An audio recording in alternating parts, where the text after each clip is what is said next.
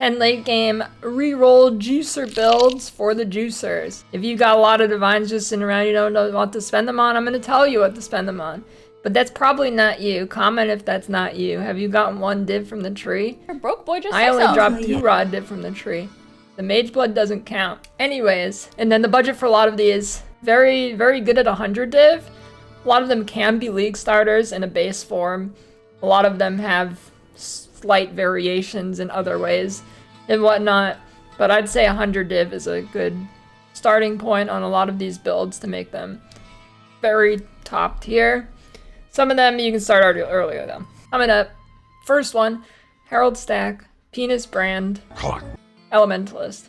Crouching Tuna's doing this if you want a reference. Penance brand, it just gets tons of damage, that's what it does.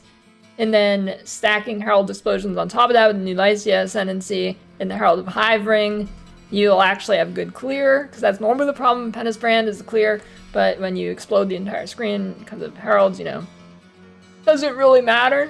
I mean, if you want to do a farming strategy that requires really high single target DPS, then this is probably the build for you. Or some form of Penance brand, there's a lot of different forms. But if you want to delete a big monster with 84 rare modifiers, you're probably going Penance brand. Alright, next up, this one can be started very easily. It was started by many people, but a big budget version of Kinetic Blast Deadeye is what Fubgoon is playing. This is your just standard glass cannon softcore blaster build with max clearing speed. Headhunter is practically made for wander builds this season, as you usually go phys damage, and Headhunter has great synergy with phys damage due to getting a lot of phys percent as elemental damage from stolen modifiers from rare enemies. There's not really any super interesting mechanics happening on this build. It's straightforward. If you are not good at putting together complicated builds and you will like hard stuck yourself, this could be a good option. And you also don't need a huge budget here if you are still poor, if you want to play this, but if you're poor, don't expect to do everything in the game. Alright, now, big budget, Kinetic Blast of Clustering, Mana Stack, Whispers of Infinity, Necromancer. You can look at Jung's video, or I'm Exile as a character. This is a more well-rounded version of Wandering that can get significant defense, offense, and speed, and not just give up all your defense. This is what I would pick if you want to do like an all-rounder to do all content and you're not ultra-rich, because you don't need to be ultra-rich for this, as far as I know. Softcore price for Whispers of Infinity, probably like 10 div max, I would guess. That's all you really need to get started, and then you just start mana stacking. The Corpse Pact Ascendancy node was buffed this league to give 4% increased attack speed for each corpse consumed recently, and utilizing Spellslinger, Desecrate, Volatile Dead, and Bone Offering, you're just constantly consuming a ton of corpses for giga attack speed. The other end of this Kinetic Blast is Mana Stack Hierophant. Sushi is doing it. Lightning Res stacking, which is kind of interesting. So it stacks mana for Indigon, and then to get a ton of spell damage, and then that applies to Kinetic Blast of Clustering at 200% effect. And then using a Lightning Res stacking Foulborn Choir of the Storm, that increases your mana per Lightning Res for a huge mana pool. On the tree, it uses 1 passive voices, so yeah, pretty expensive here. There is other versions that are obviously less expensive. And then you get Lightning Res on these jewels for more mana stacking because of the Foulborn Choir. Essentially, this is just a very high budget of Kinetic Blast Clustering Hierophant, which can be league started. Int/accuracy stack. So this archetype of stacking an attribute is classically very expensive. This build is very tanky, huge damage, and this season it got a big buff with the new Foulborn Hand of Thought Motion, which grants 5% accuracy per 25 intelligence. Sorry, 5% increased accuracy. And then you combine that with the Storm Rider boots for 1 to 6 added lightning damage per 200 accuracy, and you just get thousands and thousands of accuracy rating. You get a lot of flat damage from this. Another big addition to this league for this build was grafts. I mean, grafts are big on every build, but this one specifically gets something unique from it, from a corrupted implicit.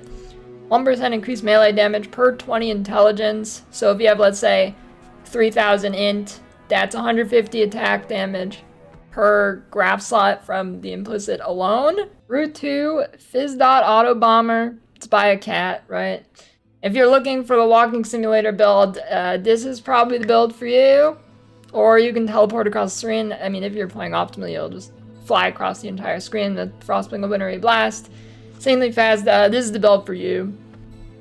Phys autobomber that utilizes Blade Fall of Charthus to keep corrupting fever up 24/7. Just keep applying it to everything. And you can just zoom through everything and everything explodes. There is a few explosion sources. Foulborn's Barracks Respite, Oriet's End, Sublime Vision, and then Dark Monarch doubles your golems, which is huge synergy with Primordial Bond, which is a cluster node that grants 10% increased damage per summon golem. You get 9 of those for 90% increased damage per golem. You summon 12 golems, 80% increased damage. A kind of staple build here for high budget stuff. Molten Strike Zenith, Strength Stacker Slayer, or really any version of Molten Strike Zenith that it just does a billion damage, right? Connor always makes this video on YouTube. Steve plays it for Delve. I don't think he makes guides though, but you can look at his character. Molten Strike Zenith was nerfed by 25% a league or two ago, but it doesn't really matter because it's still a powerhouse. Hundreds of million DPS capable easily. And then the way it works, the mechanics, why it's so good is every 5th attack deals 800% more damage and also fires 5 additional projectiles. And then you get a ton of attack speed to get around the clunkiness, because obviously if you only hit once every 5 times, essentially, or your main damage is once every 5 hits, you're going to need a lot of attack speed to make it not clunky. But yeah. Strength Stacker utilizes Replica Alberon's Warpath, which gives 180 chaos damage to attacks per 80 strength to get a lot of flat damage.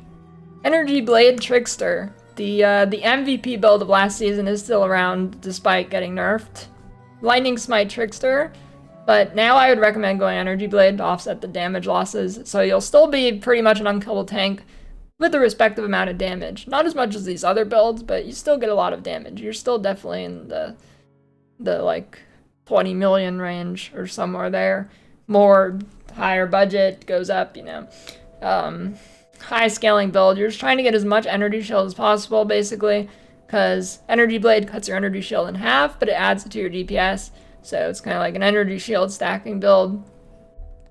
Horde Stacker, one of the builds I was actually the most excited for when they released Ascendancies is Ward Stacker. The reason this build came on my radar is because of the new Olroth node, Ascendancies Enhanced Starlight, which essentially allows your ward to become a real defensive layer instead of just constantly breaking.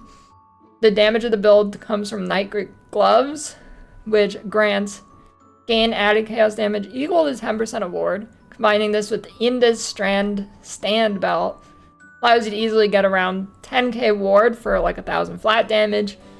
Really easily, big damage.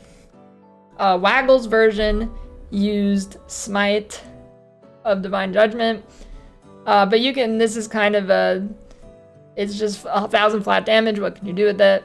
You can apply this to many variations. I'm not sure the direction I'll take it if I do end up making my own, which I do want to do, but I always say I'm going to make my builds, but I'm too lazy, so maybe like a Wander or something. We'll see what happens. And then Spectres, we got Gazi or Ziz for that. Probably Ziz for hardcore, Gazi for softcore. If you're a minion lord, yeah, this is for you. I was supposed to say that first. But anyways, you melt Uber bosses and you have decent map clear. I mean, it's not going to be like an autobomber or deadeye kinetic blast, but it's still decent map clear and you do a ton of damage. The only specters I know of are Frostbearers, so if you want other options, probably go look at Gazi, because I think he's the only one who knows this stuff. And then you use the Dark Monarch helmet to double your amount of specters, which is good. I mean, no further explanation needed. If you can't understand that, then then why are you here? What are you listening to? You don't know a word I've said. Okay. Bitter Point Bind Shield grants you an extra Spectre. And then, if you like being tanky, there is a big defense buff this league with the Umbral Node Army from Katarina for 10% increased defenses per a Spectre, which then raises your energy shield. Okay, so that's 10. I have 2 honorable mentions here that I didn't quite want to put in this 10 best. It's not necessarily the solid 10 best, but definitely up there. Maybe a few of them have switched out. And then, so first one, ZHP Ice Trap Bosser. Not really an expensive build, actually. If you're poor, relatively poor, you can make this. Probably like 20 div, I guess. I don't know with recent leagues, but historically, not very expensive. And it's not really a juicer, except for bossing. It's just, all it is you go in and you one-shot a boss. Like, 0 defense. Actually, 0 if you get hit, you're dead by anything. If 1 porcupine, you're dead. You will not be doing maps on this build. You will just be going into boss invites, one-shotting them, leaving, and doing it again. And you obviously just go full damage everywhere you can. Annihilating Light for triple damage. Power Charge stacking with Badge of the Brotherhood. Dialas with plus gems, Graven Secret. 0 HP nodes clicked. I mean, you get the idea. And then another honorable mention for minion enjoyers is Hoag, Herald of Agony. Check out Oscrix for this. He's playing it now, I think, still, unless he died. But, easily, capably get over 100 million DPS with the new Lycia node, which grants Herald's Grant 1% more damage per 1% life they reserve, so you get like 90 to 99% more damage, depending how much you actually reserve, than the build can do in the past. It's just a massive, massive buff. Then Occultist grants you nice defense for energy shield and getting max block. Using Unnatural Strength, Forbidden Flesh to give Hoag Unholy Might for more damage. Then the main damage mechanic for this build comes from a buff called Virulence, a stacking buff for your Hoag. And then you get Clusters, which give 5 max Virulence each. You get a bunch of these, you get a bunch of Virulence. Each Virulence is more damage. And then you get it by poisoning enemies, so each poison is 1 stack, so you need to apply a bunch of poison stacks using Arcanist Brand, Ball Lightning of Orbiting. Then Golden Rule is used to essentially just apply more poisons, get more stacks, but note, with Golden Rule, you need to make sure you actually are not applying any huge poisons, because it will kill you, because the poisons get reflected onto you. And, that's it. Yeah. That's it.